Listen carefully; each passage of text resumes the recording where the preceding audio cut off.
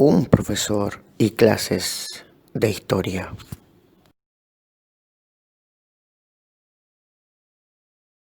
El hombre se convierte en la medida de todas las cosas, es decir, se preocupa y se transforma no solamente en una medida artística, sino también en una medida de producción de arte y al mismo tiempo de investigación de ese arte. Es decir, empieza a tener una formación científica. ¿Qué quiere decir? ¿Que los renacentistas eran científicos? No básicamente entendidos como se puede entender hoy, pero sí empiezan a tener una formación científica. Es decir, hay un problema, se realiza una hipótesis y luego se hace una experimentación de esa hipótesis. Como les dije recién, en el caso de Leonardo da Vinci, que es el hombre renacentista por sobre todas las cosas, es pintor, es inventor,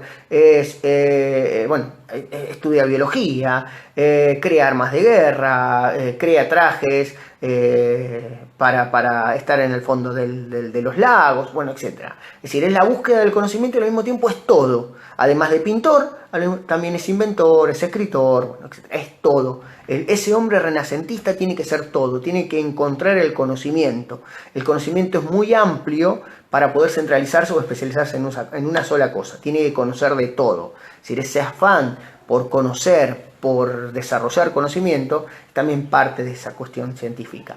Pero volviendo, si yo quiero representar al ser humano tal cual es, representar los músculos, las facciones, las proporciones de su cuerpo, necesito investigarlo y al mismo tiempo necesito hacer una experimentación, es decir, algo real para saber cuánto miden los brazos, cuánto miden los dedos, cómo son las dimensiones de la nariz, bueno, etc. Es decir, las proporciones pasan a ser un elemento importante también en este renacimiento. Vuelven estos renacentistas, además de que buscan el conocimiento, intentan liberarse de todas esas limitaciones, podemos decir medievales o feudales que había, como pueden ser las actitudes gremiales o mecanicistas propias del medioevo. Es decir, se buscan elevar en una condición social superior, no solamente en el estilo de vida, sino también en la búsqueda del conocimiento. Es decir, el artista se transforma en una especie de creador, o él se viste con un aura de creador. La figura humana es el centro del interés del artista y estudia su anatomía, estudia podemos decir, sus inquietudes, sus miedos, su imaginación, y al mismo tiempo busca la representación fidedigna de todos sus valores y de todas sus proporciones, movimientos o expresiones del cuerpo humano. Si podemos marcar una expresión general o una expresión que tiene una pintura, que tiene la expresión más viva que se ha visto en la Gioconda o en la Mona Lisa, esa expresión de la boca, que es una semi-sonrisa o no lo es una discusión que lleva muchos siglos, y es una expresión de una pintura que supuestamente una pintura no debería tener expresión y tiene la expresión más viva que se ha visto, porque esa sonrisa o esa semi-sonrisa es espectacular, es algo que sigue estando en movimiento, ¿no? Y es una de las obras que tiene más retratos, es una de las obras más vivas que se puede marcar. La cultura renacentista, vuelvo a decir, ya estamos hablando en su fusión con el humanismo, tiene como centro el renacionalismo o el racionalismo, la búsqueda de la razón, el estudio de la naturaleza, la experimentación empírica, y esto también se debe a la influencia de la filosofía clásica grecorromana. La estética del Renacimiento se centra no tanto en la búsqueda de los modelos grecorromanos, sino también en una mezcla con la estética medieval. Por eso vuelvo a repetir lo que decía Burke. El Renacimiento, la idea del renacer de la cultura grecorromana es un mito. Lo que hay es una fusión, podríamos decir, en ese intento de crear esa cultura o de recrear la cultura grecorromana. Lo que hay es una fusión entre los modelos grecorromanos con las estéticas medievales.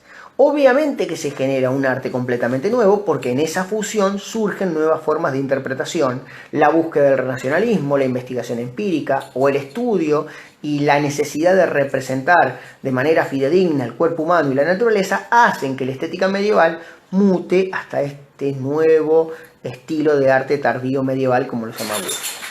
La belleza, dice, oscila entre la concepción realista de la imitación de la naturaleza y desde la visión ideal de la perfección sobrenatural del cuerpo humano, siendo el mundo visible el camino para ascender a una dimensión suprasensible. ¿Qué quiere decir?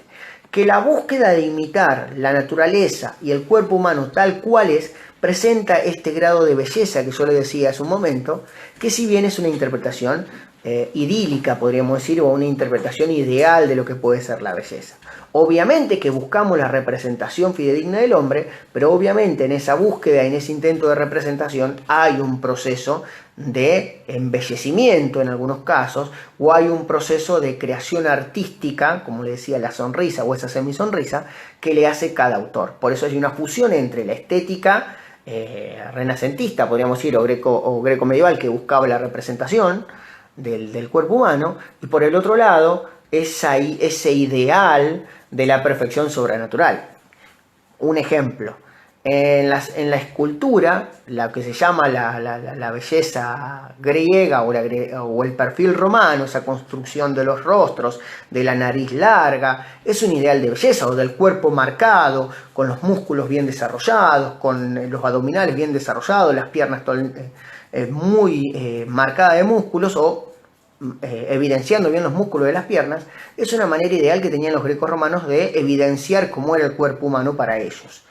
Esa visión ideal se va a vincular con la idea de representar el hombre. Entonces vamos a tener esa fusión entre lo ideal y lo verdadero en la creación del Renacimiento. Vuelvo a repetir, ese Renacimiento va a surgir en Italia, específicamente en la ciudad de Florencia, en el siglo XV, por el importante desarrollo de estas ciudades, estas ciudades mercantiles o estas repúblicas aristocráticas que desarrollaron su progreso económico gracias a la expansión mediterránea, primero básicamente por el mar Mediterráneo hacia Asia, que fue el principal foco, podríamos decir, de comercio a partir del siglo XIII, XIV y sobre todo en el siglo XV, ¿no? Esto muestra que en estas ciudades los renacentistas van a encontrar a familias, a una burguesía incipiente que va a encontrar en el arte una manera de poder representar y al mismo tiempo de poder evidenciar no solamente su poder, sino también sus intereses. Es decir, esta burguesía se empieza a interesar no solamente en el arte como una forma de marcar una diferenciación social con los demás, pero al mismo tiempo encontrar en el arte una manera también de representarse. Uno de los autorretratos justamente surgen a pedido de la burguesía, esta necesidad de representarse con su grandeza o con la ropa. Es una manera también de marcar socialmente a qué clase social pertenezco o a qué estamento social pertenezco, diferenciándome de la nobleza o en todo caso de los sacerdotes. Obviamente estas familias de poder o esta burguesía de poder, entre las cuales podemos mencionar a las familias más importantes de estas ciudades, como van a ser los Medici en Florencia, los Sforza en Milán, los Gonzaga en Mantua y obviamente ya en el Cinquecento al Papa Julio II en el Vaticano. ¿Quiénes son los mecenas? Es una de las preguntas también de los trabajos. Son este grupo social, esta burguesía incipiente que encuentra su progreso económico en la comercialización o básicamente en el comercio de ciertos bienes, tanto con Asia como también en el interior de Europa, que pertenecen a una clase social elevada, con mucha riqueza, y que encuentra en estos renacentistas la manera de demostrar su crecimiento, su poder y su riqueza, pero al mismo tiempo de desarrollar un cierto apetito, podríamos decir, o un cierto gusto por este nuevo arte que va surgiendo. Es decir, los mecenas son aquellos grupos o aquellas personas que le brindan al renacentista, al artista, comida, casa, que paga su manutención o en todo caso que paga su vida en base a los trabajos que esta persona le va a brindar. Uno de los grandes mecenas van a ser obviamente Lorenzo de Medici, que era uno de los grandes incentivadores del arte renacentista. Es decir, los mecenas también desarrollan un papel importante en la expansión del Renacimiento porque son los que van a consumir este arte, no solamente los van a pagar, sino que también lo van a consumir. Este nuevo estilo de arte que va a pasar a ser símbolo de la expresión de esta burguesía mercantil, va a encontrar en el arte, en la función de mecenas, podemos decir, el aumento, pero al mismo tiempo la influencia necesaria para que los artistas sigan viviendo de su arte y al mismo tiempo sigan produciendo este estilo de arte que empieza a ser muy bien consumido, muy bien visto por esta clase social. Es decir, que se crea como un mercado del arte renacentista en el cual no todos acceden, pero sí acceden esta burguesía mercantil gracias a los esfuerzos y obviamente gracias al dinero de estos mecenas. Como les decía, para entender el Renacimiento tenemos que dividirlo en dos grandes etapas o en dos grandes periodos. Uno es el 480, que se va a desarrollar aproximadamente, obviamente no de manera tajante, pero aproximadamente, entre el año 1400 y 1500, que corresponde a la primera etapa del Renacimiento, es decir, que corresponde al surgimiento y consolidación del Renacimiento, primero en Florencia y luego en la península itálica. El Cinquecento es el periodo que sufre o que va a vivir el Renacimiento, mejor dicho, entre los siglos 1500 y 1600, y va a ser la segunda etapa y se va a caracterizar básicamente por la expansión del Renacimiento, ya convertido en un Renacimiento humanista, no solamente por la región italiana o por la península itálica, sino por toda Europa. Es decir, se va a extender por Alemania, por los Países Bajos, por Inglaterra, por Francia, Portugal, España. Por ejemplo, algunos de estos artistas renacentistas que no van a estar vinculados a la península itálica porque son de otros países, podemos mencionar a Van Dyck, a Rembrandt, por ejemplo, que son renacentistas que van a estar en esta etapa del Cinquecento y van a ser la etapa de transición del Renacimiento hacia el Barroco, en donde Rembrandt va a tener una etapa principalmente renacentista y luego se va a centrar más en el Barroco. Lo mismo podemos decir de Rubens, lo mismo podemos decir de Van Dyck, bueno, etc. Otros representantes que podemos marcar, que no solamente son del mundo de la pintura, Filippo Brunelleschi, que va a ser un arquitecto, Bramante de Urbino y al mismo tiempo de Gian Lorenzo Bernini. La Piedad de Miguel Ángel podemos ver la representación exacta no solamente de las dimensiones del cuerpo, sino la representación de las expresiones del cuerpo de María o que sostiene a Jesús ya muerto. Es una representación casi fidedigna de lo que son las expresiones de nuestra cara o del cuerpo humano. Pero bueno, volviendo, y lo vamos a hacer un poco más detallado a esto, ¿cuáles son esos cambios que podemos marcar en la literatura o en la escritura? Por ejemplo, tiene que haber tiene que ser uno sincero en la expresión de los sentimientos y sobre todo en los valores de la humanidad. Hay una búsqueda de la representación sincera de los sentimientos y al mismo tiempo también lo popular pasa a ser un lugar importante en la representación de estas novelas. El Lazarillo de Tormes, por ejemplo, o la Divina Comedia de Dante Alighieri son grandes representantes que va a tener esta literatura renacentista, sin olvidarnos del cancionero popular de Petrarca, que también forma parte de esta nueva forma de entender el arte literario o de entender la escritura. Obviamente, la naturaleza pasa a ser un elemento importante, tanto en el Lazarillo de Tormes, que podemos encontrar una vida, podríamos decir, natural o una vida rural. Eso también pasa a ser importante. Y fíjense un elemento importante que marca la presencia de la naturaleza primaveral en armonía con el hombre, retomando el tópico clásico de la localidad, vinculado en el amor a la localidad. Es decir, que esa presencia de la naturaleza primaveral siempre se hace en armonía. El hombre y la naturaleza van de la mano, están en armonía, no en una confrontación o en un conflicto. Al mismo tiempo, dentro de esta literatura se busca la musicalidad, la suavidad de las palabras, la elegancia, la eufonía en la forma de la expresión. El amor ya es concebido como una experiencia trascendente que pone contacto con el enamorado en la sabiduría, la filosofía y en lo divino. La mujer constituye una personificación ideal del amor platónico o del ideal neoplatónico. ¿Por qué hablamos del neoplatónico? Porque en la etapa renacentista vuelve las ideas de Platón a ser parte no solamente de los humanistas, sino también del Renacimiento. La mujer es un ser angélico de naturaleza celestial, concebido como una donna angelicata, es decir, como una mujer angelada. Y últimamente, que rompe también el Renacimiento, es el uso de la lengua vernácula de Florencia, que va a ser el toscano o el italiano. ¿A partir de qué sería la lengua vernácula? Bueno, la lengua popular o la lengua local que van a tener. Eso también genera una ruptura importante. En arquitectura podemos utilizar, o el renacentismo se caracteriza por la utilización del arco de medio punto, las columnas, la cúpula semisférica, la bóveda de cañón, la cubierta plana con casetones, es decir, diferentes tipos de arte que los vamos a encontrar casi todos ellos en lo que les mostré en la figura o en la imagen de la obra que vamos a encontrar en el Vaticano. También podemos encontrar pilastras, frontones, pórticos, motivos heráldicos, almohadillos, volutas, grotescos, guirnaldas, etc. Es decir, una representación o la utilización de los modelos grecorromanos aplicado a la arquitectura, que todas ellas van a pasar o van a ser parte de esta nueva arquitectura renacentista.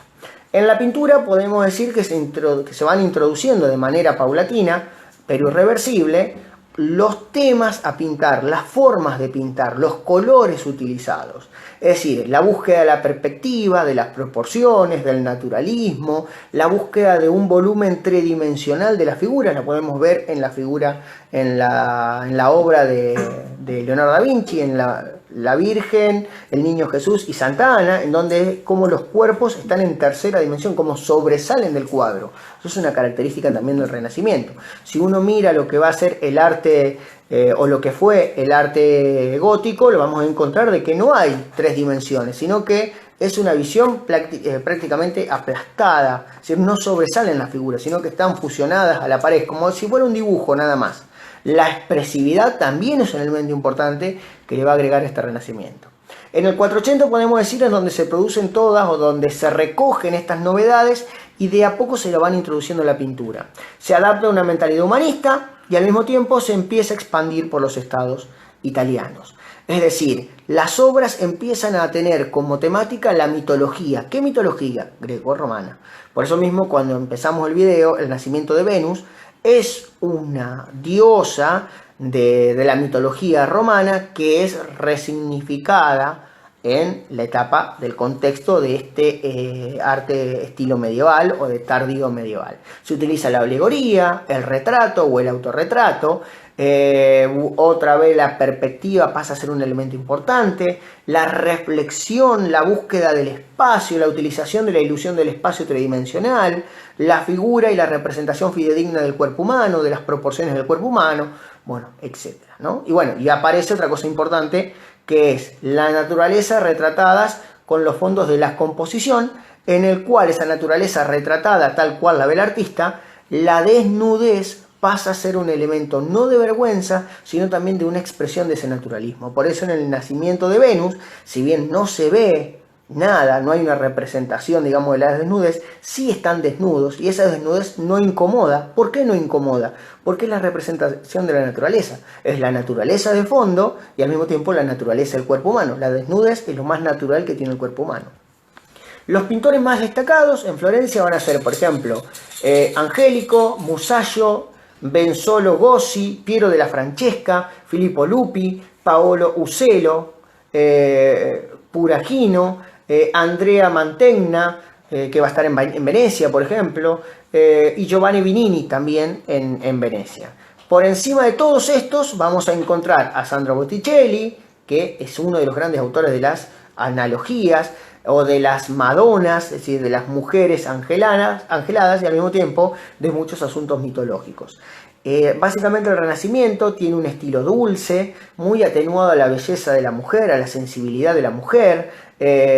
Obviamente se caracteriza, o la escuela florentina se caracteriza predominantemente por el estilo del dibujo, por esa pintura de colores claros, dulces, amenos, que buscan justamente la representación de la naturaleza. Otros representantes que vamos a encontrar pueden ser Andrea de Castano, Domenico Ghirlandaio, Cima de Canegiano, y los que se van a desarrollar en el sur de la península, que va a ser, por ejemplo, Antonello da Messina. Son algunos de los representantes que van a encontrar el Renacimiento. Es decir, el Renacimiento no solamente se centra en Da Vinci, Miguel Ángel, Rafael y Donatello, sino que hay otros representantes como Tiziano, por ejemplo. En esa primera parte, el más destacado de todo del 480 va a ser Sandro Botticelli. Por eso el nacimiento de Venus es de la etapa del 480, por eso lo marqué para el inicio del video. El 500 fue la etapa culminante de la pintura y ya se va a estar denominada como clasicismo. Ya para el Cinquecento, todas estas reivindicaciones o todas estas innovaciones que se van a hacer en la pintura se van a establecer como modelos clásicos a seguir. Es como que no va a haber nuevos inventos o nuevas imitaciones, o en todo caso la creación de esta fusión de nuevo arte. Ya en el Cinquecento la experimentación es como que se centra, ¿no? Se consolida en los modelos ya creados, y como que la cima creativa hasta ahí llega. En este momento aparecen otros maestros, como va a ser Da Vinci. Si bien es cierto que hay una especie de clasicismo en la interpretación de los modelos del renacentismo, cuando aparece Da Vinci en el Cinquecento y rompe casi todos los modelos. Más allá de que hay una representación igual de los lineamientos del Renacimiento, le agrega un dote de genialidad que no muchos autores lo pueden tener. Da Vinci, vuelvo a repetir lo que vengo diciendo hace bastante, pero para decirlo un poco más acabado y para que quede más claro, es el artista de multidisciplinas. Es decir, es intelectual, está obsesionado por la perfección, lleva muchas veces una investigación antes de realizar una obra, tiene un montón de obras inconclusas, o proyectos, es poco prolífico en su etapa pictórica, pero los cuadros que ha dejado presentan de una belleza y al mismo tiempo de una genialidad extraordinaria. Es decir, podríamos decir cuál es el aporte que hace Da Vinci al clasicismo ya del Renacimiento, y básicamente la utilización de los claros oscuros, la utilización del esfumato, dedicada a la gradación de la luz, que otorga a las pinturas una gran naturalidad, es decir, ayuda a crear el espacio y al mismo tiempo ayuda a crear esta tridimensionalidad de la pintura. Bueno, hay grandes composiciones del espacio, de la relación, de las proporciones, como puede ser La Última Cena, en donde hay un esquema geométrico que se desarrolla. Así como les dije que Da Vinci estaba preocupado por el número áurico para la representación de las proporciones humanas y de la naturaleza, también la matemática y la geografía en la pintura de Da Vinci es central para la representación de sus obras. Al mismo tiempo, Da Vinci es una figura muy misteriosa, bueno, tiene una película, tiene una novela basada, pero básicamente Da Vinci es como que le da un impulso al Renacimiento de una manera diferente a lo que se venía dando, por eso es tan recordado. En la escultura podemos marcar grandes representantes como Lorenzo el Magnífico, o Ghiberti, Las Puertas del Paraíso que les mostré hace un rato, a Verrocchio, a Donatello, que también es un gran escultor. Pero básicamente el representante máximo de lo que va a ser la escultura va a ser Miguel Ángel Buonarroti, que es el que se encarga no solamente de hacer la Piedad, sino también es el que representa ese idealismo de la belleza del cuerpo humano en el mármol, que es un elemento importante que utilizan los renacentistas. Es el mármol el elemento principal o la materia prima con la cual se van a hacer las obras, y básicamente la representación de la piedad, en donde está la serena o la belleza serena de María, esa resignación o ese dolor, ese sentimiento bien marcado en la representación de la muerte de Cristo, ¿no? Eso, la expresividad de la obra de Miguel Ángel es algo que también no muchos autores lo pueden hacer, o no muchos escultores lo pudieron lograr. Es decir, en el Cinquecento, el representante máximo de la escultura renacentista va a ser Miguel Ángel, que también fue un artista multidisciplinar, pero sin embargo él preferentemente y tenía su objetivo y su desarrollo artístico en la escultura. Es más, Miguel Ángel es el que va a pintar la Capilla Sixtina, ¿no? Es el que nos deja a las posteridades esa gran obra que es la Capilla Sixtina. La Piedad es una de las simbologías, o es una de las, podemos decir, una de las obras artísticas más significativas de la escultura. También está el David, que también es de Miguel Ángel, que si bien Miguel Ángel es otro también, que no solamente es escultor, pintor, si bien Miguel Ángel se consideraba a sí mismo como un gran escultor, también se dedicó a la pintura. Otro podemos hablar, lo que tiene que ver con el detalle de la Puerta del Paraíso, es decir, que es una obra de Lorenzo Ghiberti, en donde esto también es una especie de desarrollo del arte. No solamente hay pintura y escultura, sino también hay una obra que se va a desarrollar en las puertas, incluso pasan a ser un elemento importantísimo del arte. Otra que vamos a encontrar, esto ya es una pintura, que es la Virgen, el Niño, Jesús y Santa Ana, en donde ahí podemos ver básicamente no solamente el arte característico de Leonardo, sino también los colores, la representación de las mujeres, la representación de la divinidad. Fíjense que en la etapa medieval o en la etapa del gótico siempre se lo representaba a Jesús, al niño Jesús o a Jesús ya convertido en el Salvador, con el aura de la santidad de esa divinidad. Acá hay una representación de un niño común y corriente. Eso también tiene que ver con que hay una igualdad entre el hombre y Dios. Esa conocida y también hermosa obra de arte en donde se encuentra el dedo de Dios con el dedo del hombre, es decir, el dedo de Dios con el dedo de Adán, evidencia de que hay una igualdad. Ahora yo no lo veo a Dios por encima mío, sino que está a mi igualdad. Soy la representación también de Dios en la tierra, ¿no? Y esta es la representación. Cristo, que es que está acá, es la representación de un niño cualquiera, al cual tiene la divinidad en su interior, pero no se la representa en la pintura.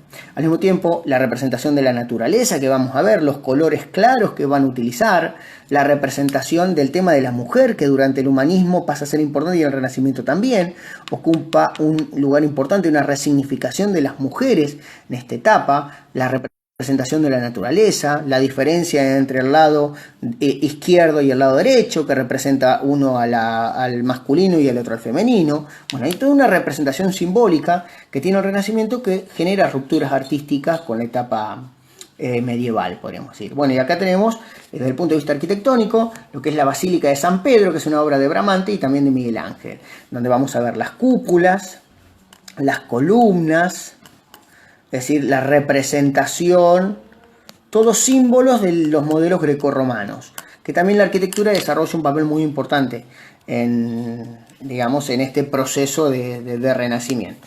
Pero bueno, básicamente eso es un pequeño resumen de lo que es el Renacimiento. Es un tema muy profundo, es un tema muy hermoso para desarrollar, sobre todo con las obras y obviamente con una explicación de una persona especializada en el Renacimiento y de un artista. Es decir, la mirada que yo hago es de un historiador que se centra en los procesos sociales, culturales, pero bueno, la mirada de un artista tiene una connotación mucho más profunda. Bueno, después de leer las distintas definiciones de artistas, definiciones de los artistas y los historiadores, ¿qué fue el Renacimiento? Así es como empecé el video explicando que el Renacimiento fue en sí mismo un proceso de imitación o de reiteración de los modelos grecorromanos en el contexto del siglo XV y siglo XVI, primero en la península itálica, en Florencia, y luego en Europa. No es otra cosa que el renacer, no hay un renacer de la cultura. En todo caso, sí hay surgimiento de una cultura, es una cultura nueva, fusionada entre los modelos grecorromanos con la estética medieval, que terminan creando ese estilo tardío medieval, como lo llama Peter Burke. ¿Desde cuándo y hasta cuándo comenzó el Renacimiento? Bueno, se desarrolló en Florencia a partir del siglo V y se desarrolla aproximadamente hasta la segunda mitad del siglo XVI. Ya a partir de final del siglo XVI ya el Renacimiento empieza a transformarse en otro movimiento y si bien va a seguir existiendo, no va a ser el principal estilo hegemónico en la cultura, y ya va a ser la aparición del manierismo primero, o que muta hacia el manierismo y luego hacia el barroco. ¿Cómo se caracterizan sus periodos? Como le dije, el 400 y el 500, primero por el surgimiento y luego por la expansión. Ustedes lo van a profundizar un poco más a esto.